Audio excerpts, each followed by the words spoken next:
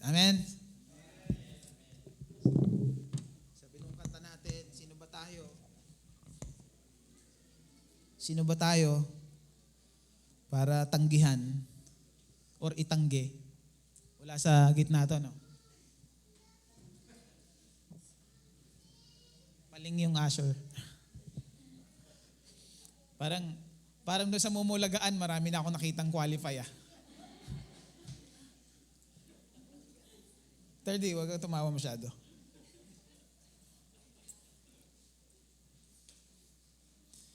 Well, sino ba tayo para tanggihan ang kakayanan ng Diyos? Amen? Pero ang katotohanan, minsan talagang natatanggihan natin. Sabi ng Bible, they limited the Holy One of Israel. So, paano nila nilimitahan? Because of their unbelief. At kasama ang unbelief doon sa ignorance. Pag hindi mo alam, sigurado, unbelief ang gagawin mo. Right? Kaya nga, isa sa mga tulong para mangyari ng lubusan yung who am I to deny what the Lord has done, what the Lord can do, ay maunawaan natin kung ano yung ginawa niya. Kasi pag nakita natin kung ano yung ginawa niya, then meron na tayong kakayanan na magsabi, sige Lord, naniniwala ako sa ginawa mo para sa akin. Hindi ko na i-deny kung gaano kakalakas. Right? Sabi nung kanta natin, He is a way maker. Amen? Right? He makes a way where there seems to be no way. Right?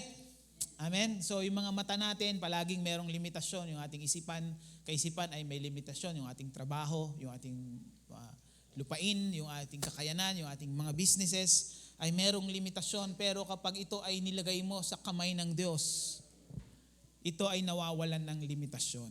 Right? At kapag naalala, 'di ba? Naalala ko na naman yung 5 tinapay at 2 isda, right? Ito ay napakakonti kumpara sa 5,000 kalalakihan. Ay nung ito ay binigay sa ating Panginoon, ito ay more than enough. Naging more than enough. Amen. Ito ay sumobra pa sa pangangailangan noong panahon na yun, doon sa 5,000. So, kaya nga, iyan ay mga principle na nagsasabi na once we understand who God is, what He has done for us, then we are able to give our limitations to Him, so that He can multiply it. Amen?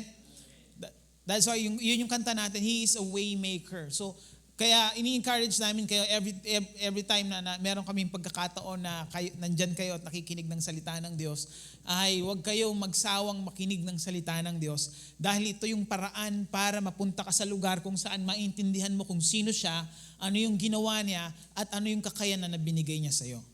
Kasi yun lang yung paraan para maunawaan mo na, Lord, yung kakarampot kong kakayanan ay ilalagay ko sa'yo. At dahil sa iyo ko ibibigay ito, alam ko na you are able. You are the way maker. Amen? Kaya mong i-multiply kung ano yung mga kahinaan ko. Hindi pala kahinaan. Hindi mo multiply kahinaan. Parang dadami yun. kaya mong i-multiply yung mga limitasyon ko. Right? Yung ating mga hindi kayang gawin ay kayang gawin ng Diyos para sa atin. Amen. 2 lang ang pwedeng gawin ng Diyos. He will do it for you or He will do it through you. At minsan ganun ang aking mindset kapag nagpipreya kami ni Lisel ng provision. Lord, alam ko na ikaw ang aming provision. 2 lang ang pwede mong gawin. Pwede mong ibigay sa amin o kami ang gamitin mo para doon. Right? So, at wala ka ng option para dun sa mga bad things. Why? Dahil naintindihan mo kung sino ang Diyos sa buhay mo. At yan ang isa sa mga importanteng bagay na dapat malaman ng isang tao dahil dito sa mundo, hindi ka lang nag-iisa. Ikaw ay merong available para sa'yo na buhay na lampas kesa sa kakayanan lang ng isang tao. Amen? Amen. So God is able. Amen? Alam ko excited kayo ngayong umaga. Napapagpatuloy nating pinag-uusapan. Ang title natin ay Faith Sighted. Okay, labas nga ulit doon para makita ng mga first timer. Welcome po sa KCC. Kung ito ay first time ninyo, relax lang po kayo dyan. Hindi po kayo mapapaano dito sa church natin dahil ito ay lugar kung saan kayo ay safe at maiintindihan niyo kung sino kayo kay Kristo. Amen? So faith sighted, yan ay makikita natin sa 2 Corinthians 5:7. Ang sabi diyan, for we walk by faith and not by what we see with our eyes. Amen? Sabi sa TPT version. For we live by faith. We walk, parehas lang yun. For we live by faith, not by what we see with our eyes. So if you are a believer, kapag ikaw ay nang kay Kristo, ito yung kakayanan na meron ka. You live by faith. Hindi ito option. Ang dahilan kung bakit nahihirapan tayo sa buhay natin kapag Kristiyano tayo? Dahil dumadaan tayo dun sa daan na hindi naman minarkahan ng Diyos para sa atin. Kagaya ng living by sight. Living by what we see with our eyes. So kapag ganun ang ating pamumuhay at ikaw ay Kristiyano, mahirapan ka. Bakit? You are denying what God can do. Right?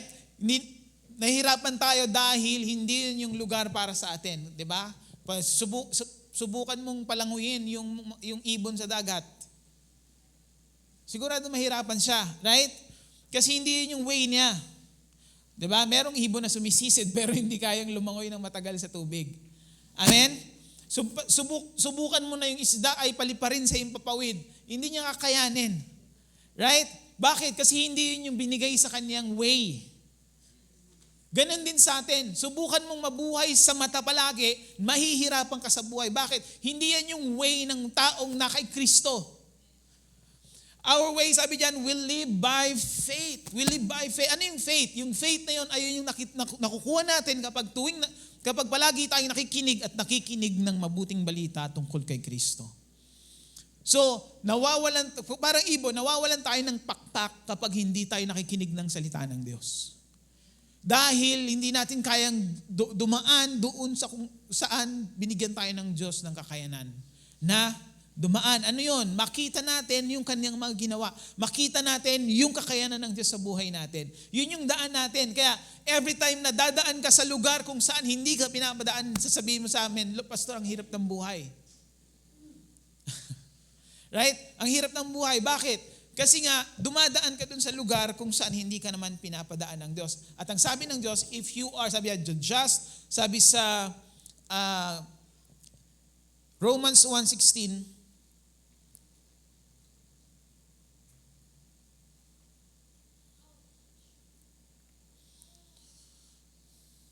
basahin ko, sabi diyan, I refuse to be ashamed of the wonderful message of God's liberating power unleashed in us through Christ.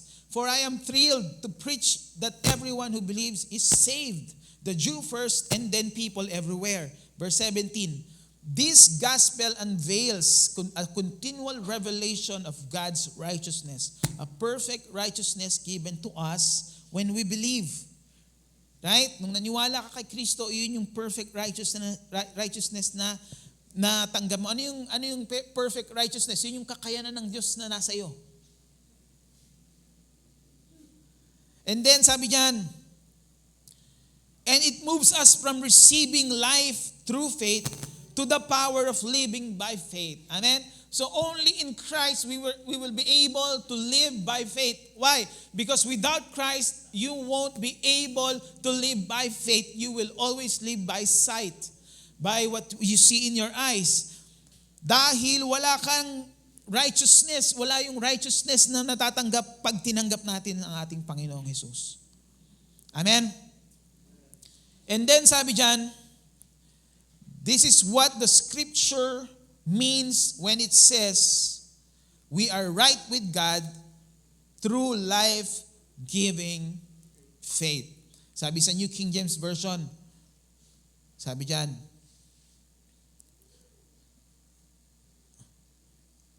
verse 17, for in it, the gospel of Jesus Christ, For in it, the righteousness of God is revealed from faith to faith, right? From, sabi dun sa TPT kanina, from receiving faith to walking by faith. Amen? So, yun yung ibig sabihin ng from faith to faith.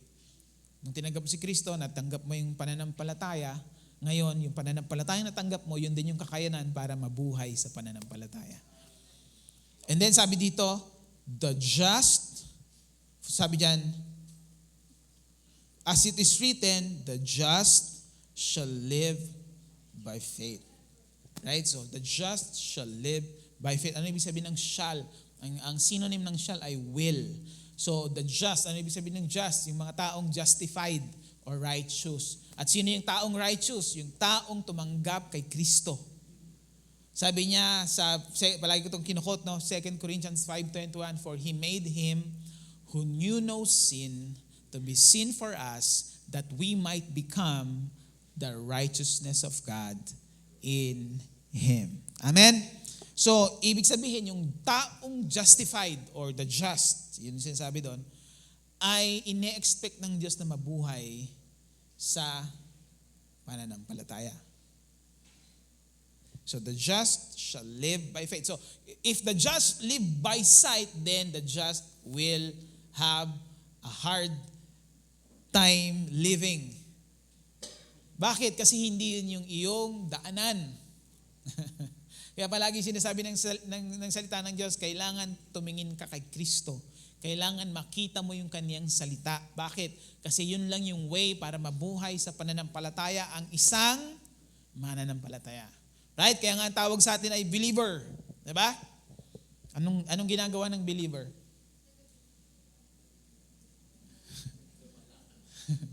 Naniniwala, right? Believer nga eh. Hindi naman tawag sa atin doubter. Pero minsan doubter. Mas doubter tayo kaysa believer, no?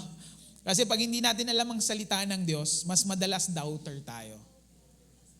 Kaya nga, ang salita ng Diyos ay manual para ma-reach mo yung full potential na binigay sa'yo ng Diyos. Kapag hindi mo alam yung, parang motor, di ba? Alam mo, binigyan ko ng motor si Jairus dahil nanalo siya sa 1v1. Di ba? Alam ba, itong motor na to ay 1,000cc. At binigay ko sa kanya yung manual. Pero merong mga sekreto doon para makuha niya yung full potential, yung power ng 1,000cc na motorcycle. Kaso lang sabi niya, yung basahin niya, gamitin ko na lang to. Parang alam ko naman magmotor ng 125 eh. So magmumotor siya, nagagamit niya ayon dun sa kanyang sariling understanding na 125, pero meron palang sikreto na pag naabot mo yung speed na 200, ikaw ay mapupunta sa langit. Kaso lang, hindi mo makukuha yung kung hindi mo binasa yung manual, right? So, exaggeration yun, pero ganun yung buhay natin. Minsan, yung natanggap natin kay Kristo, ginagamit pa rin natin yung 125 na buhay natin. Okay na to. Ay, ito naman yung nakasanayan ko eh. Diba? Kailangan ko to kahit si Lord palamuti lang dyan. Lord, naniniwala naman ako sa iyo eh. Diba? Hindi naman, diba? Pastor, palagi sinasabi ito sa akin ng tao, Pastor, hindi naman ako nakakalimot eh. Diba? Sa isip ko, ano yun? Kasinungalingan. Bakit? Ako ang pastor, nakakalimot, ikaw pa kayang hindi nagbabasa ng salita ng Diyos. Diba? So, ibig sabihin ay hindi uubra na gamitin mo yung manual ng physical life para mailabas yung potential ng buhay ni Kristo na nasa iyo. Kaya napakahalaga ng salita ng Diyos. Bakit? Sabi ito, in it the righteousness of God is revealed. Sabi sa verse 17. Sabi sa TPT, balik tayo sa TPT sa verse 17 ng Romans 1. Sabi diyan, the gospel unveils continual revelation. Diba? Continual revelation. So, tuloy-tuloy. Palagi ina-unveil niya or binubuksan niya yung potential ng buhay na natanggap mo nung unang tumanggap ka sa Panginoon. So, hindi mo magamit yung full potential ng motor dahil hindi mo binabasa yung manual. Ay, may bubong pala to. Pag pinindot to dito, may bubong na sumasara. Pag umuulan, di pala ako mababasa. Pero dahil nagtiis ka, hindi mo binasa yung manual, kahit malakas ang ulan, sige, nagmumotor ka, sapul-sapul na yung mata mo, hindi mo nakukuha yung benefit ng bubong ng motor dahil hindi mo binasa yung manual. Ganon din sa buhay natin, di ba? Hirap na tayo sa buhay, pero hindi mo binabasa yung manual ng buhay na tinanggap mo kay Kristo. Kaya ngayon, hindi mo maranasan yung full potential ng buhay na, ay, kahit pala ako magkulang, mayroong provision. Kahit pala ako magkasakit, mayroong kagalingan. Kahit pala ako mayroong problema, mayroong solusyon palagi sa buhay ko. Right? At makukuha mo yun through reading the manual of life na natanggap mo kay Kristo. Kaya sabi dito, in it, sabi diyan, the gospel unveils a continual revelation of God's righteousness. Ano yun? A perfect righteousness given to us when we believe. Right? Alam niyo yung righteousness na yun? Yun yung righteousness na hindi mo makukuha kung saan-saan. Makukuha mo lang yun sa paniniwala kay Kristo Jesus na siya ay namatay para sa iyo at muling nabuhay. At pag tinanggap mo si Jesus, yung righteousness, sabi niya, pinagpalit mo yung iyong maruming kasuotan sa kanyang malinis na kasuotan. At ang tawag doon ay righteousness. At yung righteousness na yun ay merong kakayanan na magtagumpay dito sa lupa. Provided, alam mo yung manual ng righteousness na yan. Dahil once na you understand kung ano yung potensyal ng buhay na binigay sa iyo ng Diyos, doon ka na mabubuhay. Ang tawag doon ay living by faith. Living by, kaya nga sabi niya dyan sa dulo, the just, dahil meron ka ng kakayanan, the just shall live by faith. Amen? Sige, nguyain niyo muna yung mga sinabi ko.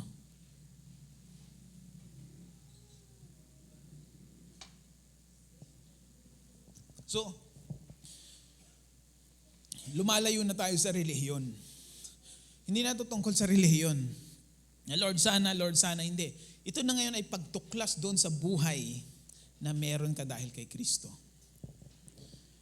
Kaya pag natuklasan mo yon, unti-unti mong mararanasan yung buhay na yon dito sa lupa. So, makikita nyo kung gaano kahalaga yung pagtingin sa salita ng Diyos. Ang sabi ng Romans 10:17, faith comes by hearing and hearing the good news about Christ. So, kapag hindi ka nakakarinig ng mabuting balita tungkol kay Kristo na nagsasabi na ikaw ay righteousness na meron kang, may yung righteousness na may potential, yung buhay na yun ay hindi pwedeng gamitan ng buhay ng sanlibutan, ng reasoning ng sanlibutan, ng intelligence ng sanlibutan, yung buhay na yun ay matatagpuan, malalaman mo lang ang potential nun sa salita niya, at yun din ang nagre-reveal kung ano yung kakayanan nun, yung salita niya. At pag naintindihan mo yun, unti-unti ka magkakaroon ng interest na tuklasin yung buhay na matagal mo nang tinanggap. Nakaranas na kayo nun, di ba? Yung meron kayong gamit na, ay, pwede pala to. Di ba? Pwede palang gawin to dito. Di ba? Minsan diba, sa laptop, hindi mo alam yung mga shortcuts. Pag nalaman mo yung mga shortcuts, ay, yung pala, ang dali pala nung ano, pag alam mo yung mga shortcuts nung ano, yung command. Hindi mo na kailangan magtagal doon sa ginagawa mo. So, ganun din sa salita ng Diyos, right? Parang kayo ay kayamanan na naghihintay na matuklasan. At itong kayamanan na to ay hindi lang to physical syempre. Ito ay buhay na pag natuklasan mo yung yaman ng buhay na meron ka kay Kristo, hindi lang ikaw ang nagbe-benefit, pati yung mga kasama mo. Kasi kapag natuklasan mo yung buhay, yung yaman, yung righteousness na meron ka, meron tong transforming power. Natatransform ka. At habang nababago ka, nababago din yung nasa paligid mo. Diba? Parang sa damit, diba? Hindi, alam mo, yun pa rin ang suot mo ng ilang taon. Sasabihin sa inyo mga kaibigan mo, parang sumisikip na sa yung damit mo. Parang masikip sa yung damit mo. Diba? Hindi mo binago yung damit. Ikaw yung nagbago. Kaya nakapansin sila ng pagbabago. Tama? Ganon din sa buhay natin. Dahil, parang sa damit, dahil nagbabad ka sa kusina, lumiit yung damit. Pero hindi damit yung nagbago, ikaw. Ganon din tayo sa buhay natin. Kapag nalaman mo kung ano yung buhay na meron ka kay Kristo, kagaya ng binabasa natin, na isa sa mga way para mabuhay ang isang katuwiran ng Diyos ay by faith. Right? At alam naman natin yung faith na tinutukoy nito. At mamaya, titignan natin yung isa pang kakayanan ng faith. At paano nagiging effective yung faith. Although alam na rin natin ito, pero sa isang view, different view ng salita ng Diyos, ay kapag nakita mo kung sino ka, na bago ka, yung paligid mo ay mababago. So, kaya hindi totoo. Alam ko inisip niyo na to. Kung mas marami lang akong pera siguro, mas konti ang problema ko. Yes, konti ang problema mo sa bayarin. Pero hindi lang yun ang problema.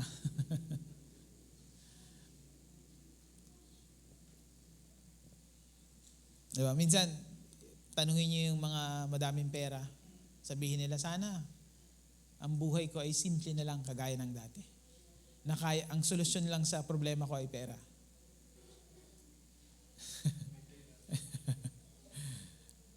Kasi dadating ka sa punto na kahit yung pera, hindi na masusolusyonan yung problema mo. At yun yung yun yung mahirap.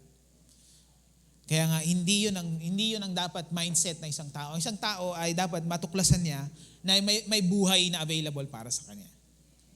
Right? Dahil kay Kristo, naging available yung buhay na yun para sa atin. At yung buhay na yun ay nakasulat sa kanyang salita. Pag tinanggap mo yun, mararanasan mo yun dito sa lupa kapag nalaman mo sa salita niya kung ano yung kakayanan ng buhay na tinanggap mo sa kanya. Amen? Amen. At isa sa mga kakayanan nito ay mabuhay sa pananampalataya. At sabi sa Hebrews, diba yan ang binabasa natin. Basahin ulit natin verse 1, no? Maganda yung verse 1. 11 verse 1. Sabi dito, now faith brings our hopes into reality and becomes the foundation needed to acquire the things we long for. It is all the evidence required to prove what is still unseen. So, ang pananampalataya daw, siyempre, ang i-qualify natin yung pananampalataya, no, mamaya makikita natin, na ang pananampalatayang tinutukoy ng Hebrews 11:1 ay pananampalatayang galing sa mabuting balita tungkol kay Kristo. Tandaan niyo yun. Hindi pananampalatayang galing sa inyo, hindi pananampalatayang namana niyo pa sa mga ninuno ninyo, kundi pananampalatayang galing sa pakikinig. Di ba? Marami pakikinig ng salita ng Diyos. Right? Di ba? Marami kayong naman ng mga pananampalataya. Paniniwala. Kasi araw-araw tayong naniniwala. Di ba? Yun yung kakayanan ng isang nilikha ng Diyos. Kristiyano man siya o hindi. Sila ay naniniwala. Sa iba't ibang klase nga lang. Di ba? Merong mga naniniwala sa swerte, may mga swerte at malas, may naniniwala sa kung ano-ano, may naniniwala sa kapag ganito yung ginagawa niya, ay sineswerte siya. So, palagi tayong naniniwala. Right? So, kayo, naniniwala kayo na kaya kayong buhatin ng upuan na yan. Diba? Na hindi kayo ibabagsak. Tama? So, kumbaga, basic things sa atin yung paniniwala. Right? Palagi tayong naniniwala. Pag nagtrabaho ka, sa sweldo ka, naniniwala ka doon. Diba? Diba? Pag ikaw ay nagtanim, ikaw ay naniniwala 80% na sana umani ng madami. Tama? So, araw-araw sa buhay natin, paniniwala ang ginagamit natin. Kasi ganun tayo nilikha ng Diyos. Kaya nga, itong pananampalataya na galing sa salita ng Diyos ay dinisenyo ng Diyos para maging fit doon sa kakayanan natin bilang tao. Kasi pag nalaman mo kung ano yung buhay na meron tayo kay Kristo at ano yung kakayanan, ano yung meron dun sa buhay na yun, at palagi mo yung tinignan, unti-unti kang makukumbinsi, maniniwala na ang buhay ko ngayon ay ito nang sinasabi ng salita ng Diyos. At hindi yun mangyayari sa isang araw lang. Kasi hindi mo pwedeng i-undo yung mga 40, 50 years mo nang pinapaniwalaan sa isang araw lang. Sa Tagalog, hindi mo pwedeng baguhin agad yung mga pinaniwalaan mo ng 20 years ago. Diba? Kaya marami tayong mga paniniwala na pinasa sa atin ng mga ninuno natin. Diba? Kagaya nung yung lola ko, nanay ni nanay, maraming pamahiin sa buhay yun. Sabi niya, ay naku, huwag kayong maligo pagkakain. Ay, bakit? Yun pala, magugutom uli kami kasi kakain na naman kami. Kasi mabilis matunaw kapag naligo ka. Diba? Ay naku, huwag kayong lumabas, patay ang Diyos pag Biyernes Santo. Bawal masugatan, baka hindi gumaling. Ang taas pala ng sugar, nasisi pa yung Biyernes Santo. So, yun, marami tayong mga paniniwalang pinasa na sa atin ng mga ninuno natin at hindi yun basta-basta pwedeng ma-undo, maalis. Unless na lang, araw-araw kang makikinig ng salita ng Diyos. So magiging unrealistic ang iyong approach kapag halimbawa unang simba ni JM, no? JM dito sa church. Ay, mababago na yung buhay ko. 'Di ba? Pero paglipas ng mga ilang araw, bakit ganito pa rin ginagawa ko? 'Di ba? Bakit? Kasi nga yung mga natutunan mo 10 years ago ay nakakapit yan diyan sa himaymay ng iyong paniniwala. At kaya nga sabi ng salita ng Diyos, ay ang kanyang salita ay able to uproot, hugutin yung mga lumang paniniwala, to destroy, di ba? And to throw down. And to build, and to plant. So, yun yung proseso. Kaya palagi namin sinasabi sa inyo, mahalaga mga kapatid na makikinig kayo ng salita ng Diyos. Bakit? Kasi yung mga paniniwalang nakabaon dyan sa iyong isipan ay hindi basta-basta bumibitaw yan. Yan ay kailangan ma-uproot at maalis yung pundasyon, right? 'Di ba? Paano mo aalisin ang pundasyon ng isang bahay? Hindi mo naman pwede, 'di ba, engineer? Hindi mo pwedeng hugutin yung pundasyon galing sa ilalim na nandun pa yung structure, 'di ba? 'Di ba? Kailangan mong wasakin yung nakatayo bago mo masira yung pundasyon. And it takes time. Right? Ngayon, di ba, sa practical, halimbawa, papalitan na natin itong building natin ng bagong building. Di ba? Kailangan wasakin. Kung nagmamadali tayo na mapalitan to, hindi pwedeng yung mga trabahador natin ay papasok lang ng isang beses, isang linggo. Tapos, may ine-expect natin ay pagkalipas ng 3 buwan, nakatayo na yung bagong building namin. Di ba hindi? Kailangan araw-araw silang pumasok para unti-unti nilang bakbakin ng mga lumang nakatayo at tanggalin yung mga pundasyon at maghukay at, di ba? Araw-araw. So, ganun din sa salita ng Diyos. Ganun din sa salita ng Diyos. Hindi mo pwedeng alisin yung mga luma kung isang beses, isang linggo ka lang pumapasok sa trabaho at ine-expect mo na mababago na yung buhay mo. Hindi. Kaya nga, di ba, dito sa church, palaging, dahil hindi naman namin pwedeng araw-arawin yung mga services para merong available para sa inyo na pakikinig ng salita ng Diyos, ay as much as possible, merong Sunday, may life groups, merong midweek online, di ba, may Cajun, may YA. So as much as we can, binibigyan natin kayo ng pagkakataon na makinig ng salita ng Diyos. Bakit? Kasi naiintindihan namin yung process kung paano mo matatanggal yung lumang paniniwala at mababago ka ng bagong paniniwala na naka-establish sa salita ng Diyos. At doon pa lang ay makikita mo na, okay, Lord, alam ko na. Kailangan ko pala talagang magdesisyon na, Lord, maging bahagi na ng buhay ko ang pakikinig ng salita ng Diyos. Right? Kasi wala nang ibang way, mga kapatid, kundi pakikinig lang ng salita ng Diyos, ang way para maalis yung mga old belief system natin, yung mga ating mga lumang paniniwala, di ba? At mapapansin nyo yan kung nandyan pa yan kapag na-pressure kayo. Pag na-pressure kayo kung ano yung una yung gagawin, yun yung talagang tinatayuan nyo sa buhay. Kung ano yung reaction nyo. Right? So, kaya mahalaga yung maunawaan natin na ang salita ng Diyos ay available palagi.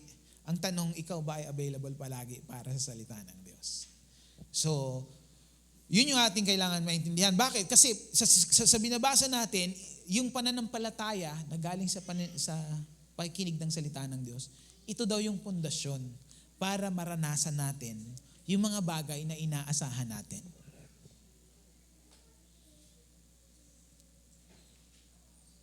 So nakita niyo yung larawan? Right? Hindi lang basta, ang Diyos hindi lang basta wishful thinking, Lord, sana gawin mo to sa akin.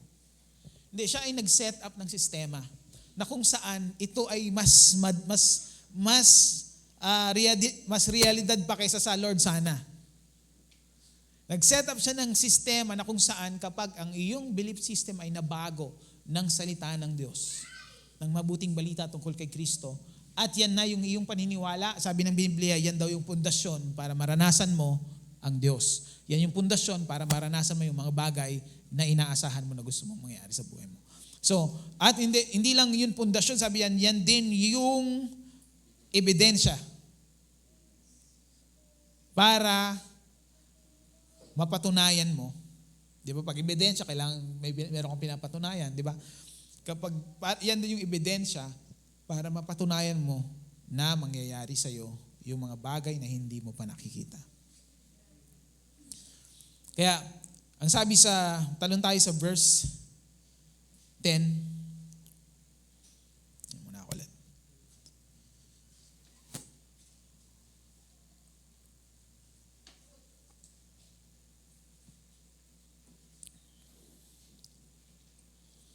Sabi dyan,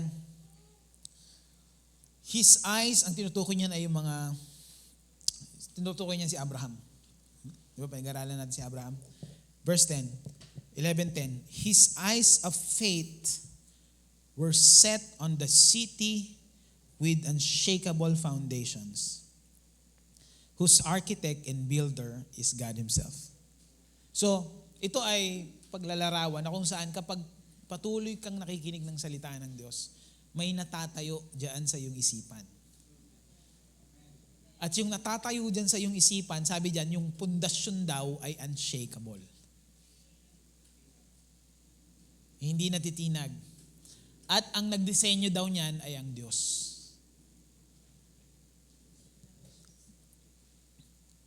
So yun yung ating, di ba? Pag pinag-usapan ng pagtatayo, hindi ito isang araw lang. Di ba? Pwede ka magtayo ng isang araw pero konting sipa mo lang, kiba na agad. Hindi mo pwedeng sandalan. Hindi mo pwedeng taguan sa oras ng bagyo. Bakit? Kasi pag, di ba, yung bahay na tinayo mo sa isang araw lang, at lumakas ang bagyo, tumago ka doon, pati bahay mo kasama ng bagyo at kasama ka na rin. Di ba? So hindi mo pwedeng kapag katiwalaan yung tinayo mo ng isang araw lang. Kaya, it takes consistency or endurance para maitayo yung matibay na fortress na kakailanganin mo sa oras ng problema. Bakit? Kasi sigurado dito sa buhay magkakaroon ka ng problema. Tama? Pero binigyan ka ng pagkakataon ng Diyos na magtayo ng isang matibay na gusali dyan sa iyong isipan na kung saan sa oras ng problema, pwede kang tumago doon at ikaw ay safe. So, sabi sa verse 11, Sarah's faith embraced God's miracle power to conceive even though she was barren and was past the age of childbearing. So, niyakap daw, ang pananampalataya daw ni Sarah ay niyakap yung miracle power ng Diyos para siya ay magdalang tao. Kahit na siya ay baog at kahit na siya ay lampas na sa edad ng panganganak. Pagdadala ng anak. So, yung pananampalataya, binanggit namin to nung Wednesday ni Engineer, yung pananampalataya na tinutukoy natin na galing sa mabuting balita ni Kristo na pinapakinggan natin, ito yung parang kamay na umaabot doon sa binigay na ng Diyos sa atin. So, ang Diyos palaging bukas palad. Dahil siya yung nauna, siya yung initiator ng buhay na to. Sabi niya, bago ka pa matutong magsimba, bago ka pa matutong manalangin, namatay na si Kristo para sa iyo. Kaya nauna na siya. Nag-aabot siya sa atin ng biyaya niya. Right? Ang sabi ng Biblia, para maabot mo naman yung counterpart mo, maabot mo yung binigay niya na, kailangan mo ng pananampalataya na galing sa pakikinig sa salita ng Diyos. So, kapag hindi ka nakinig sa salita ng Diyos, walang pananampalataya, kahit may binibigay ang Diyos, hindi mo siya matanggap. Kasi yun nga, sabi ng kanta natin, dinideny natin yung kakayanan ng Diyos. Hindi natin kayang abutin kasi hindi tayo nakinig ng mabuting balita tungkol kay Kristo. Pero si Sarah, sabi niya, he embraced God's miracle power. Right? And then sabi diyan, ito yung gusto kong emphasize ngayong araw, the authority of her faith rested in the one who made the promise. The authority of her faith rested in the one who made the promise. Anong ibig sabihin ng pastor? Ang ibig sabihin, ang paniniwala natin para magkaroon ng authority, maging valid, yung authority niya, ay kailangan ito ay nakasandal. Ang sandalan nitong pananampalataya na ito ay sa mga pangako niya. Parang ganito, di ba? Halimbawa, merong mga enforcer dyan. Di ba? Di ba, pag sinabi ng enforcer, hinto ka. Kasi enforcer sila dahil ang kanilang authority ay rested doon sa munisipyo, right? Na nagbigay sa kanila ng kakayanan na magpahinto ng sasakyan. Halimbawa, kami ni Third D, di ba? Kami ay pumunta doon, nag-trip kami. Sasabihin namin sa mga dumadaan, stop, di ba? Walang susunod sa amin. Bakit? Kahit na naniniwala kami na hihinto sila dahil walang authority yung aming pagpapahinto, hindi sila hihinto. Sino ba yung dalawa na yan? Di ba? Ganon din sa pananampalataya, hindi pwedeng basta maniwala ka na lang kung saan-saan. Kasi kailangan merong authority yung faith mo, kagaya ng kay Sarah. Sabi yung pananampalataya, the authority of Sarah's faith, sabi doon, is rested in the one who made the promise. Kaya nga ang valid lang na pananampalataya ay yung galing sa pakikinig ng salita ng Diyos. At hindi pwedeng basta maniwala. Hindi mo pwedeng sabihin basta maniwala ka lang. Positive lang. Di ba? Pwede kang maging positive sa lahat ng bagay pero hindi mo maranasan ng Diyos. Bakit? Dahil walang authority. Walang substance. Hindi pwedeng sundin ng Diyos yung basta naniwala ka lang sa kung saan-saan. Ang sinusunod ng Diyos ay doon sa naniwala ka sa sinabi niya. Doon nakapahinga, doon rested yung ating mga nandun yung authority. Kaya pag sinabi mo na, Lord, by your stripes I am healed, hindi pwedeng hindi gumaling ang iyong katawan. Bakit? Yung authority nun ay galing sa kanyang salita. Kaya pag magmumotor ka, sasabihin mo, Lord, salamat sa proteksyon dahil sa iyo, ako ay beneficiary ng ginawa ni Kristo doon sa cross. Hindi ka pwedeng maaksidente. Bakit? Dahil yung authority nun ay galing sa kanyang salita. Hindi naman galing sa atin lang. Hindi lang wishful thinking yon. Hindi lang, Lord, sana ingatan mo ako. Sana hindi mangyari. Diba? Kaya mahalaga alam mo yung salita ng Diyos. Bakit? Kapag nalaman mo, yung faith mo merong authority. Susunod ng lahat. Yung mga anghel sa langit at mga demonyo sa lupa ay susunod lahat doon sa pananampalataya na ang authority ay galing sa mga pangako ng Diyos. Kaya mabubuhay ka dito sa mundo na merong confidence. Right? Sabi sa Hebrews 10 verse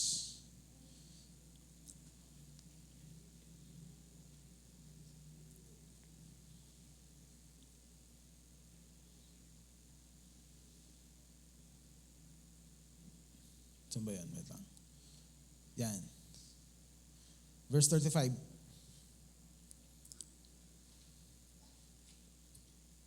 Ten 10:35. Hebrews.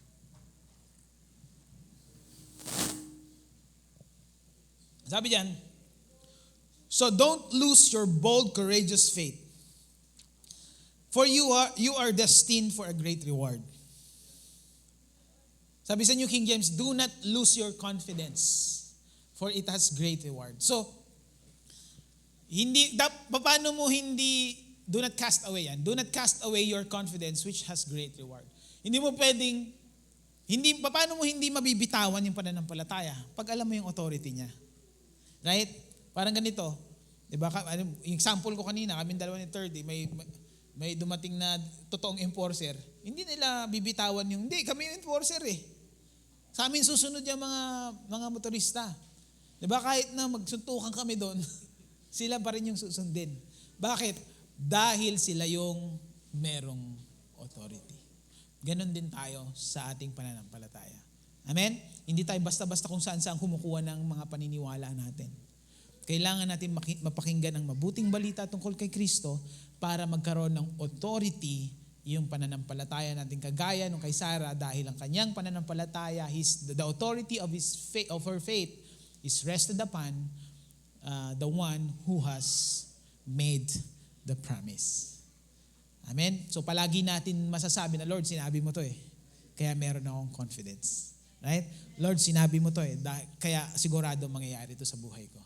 So, kapag wala kang ganon, wala kang, Lord, ano ba yung sinabi mo? Diba? Lord, ano ba yung, pag hindi mo alam, wala kang clue sa mga pangako niya sa buhay mo. Wala kang clue sa ginawa ni Kristo para sa'yo. Wala kang clue sa kung anong meron ka kay Kristo. Wala kang clue sa anong kakayanan na meron ka. Wala ka ring authority para sabihin yung mga bagay na yan.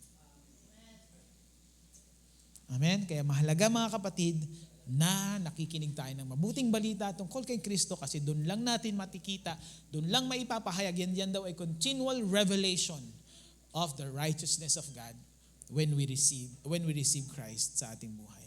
Amen? Amen. So, ang authority ng ating pananampalataya ay manggagaling sa pangako ng Diyos. Let us pray. Panginoon, maraming pong salamat sa inyong salita na natanggap namin ngayong umaga. Alam po namin na ito ay makakatulong sa amin, sa buhay namin personally, para mas maranasan namin ang mga bagay na pinagkaloob mo na sa amin. Lord, dalangin po namin ang inyong banal na Espiritu ang patuloy na magpahayag ng mga narinig namin at ito ay maging pundasyon sa aming kaisipan at ito ay tayuan namin sa oras ng aming pangangailangan, Panginoon. Marami pong salamat. Tinataas ka namin sa lugar nito. Salamat po sa patuloy na pagpuprovide sa bawat isa, pag-iingat, pagpapagaling, pagbibigay ng pabor at ng karunungan sa kanilang mga ginagawa. Lord, alam po namin na yan ay available para sa amin kaya kami nagpapasalamat sa inyo, Panginoon. Marami pong salamat. Tinataas ka namin sa lugar na ito. Ito po ang aming panalangin sa pangalan ni Jesus. Amen. Magandang umaga po sa ating lahat.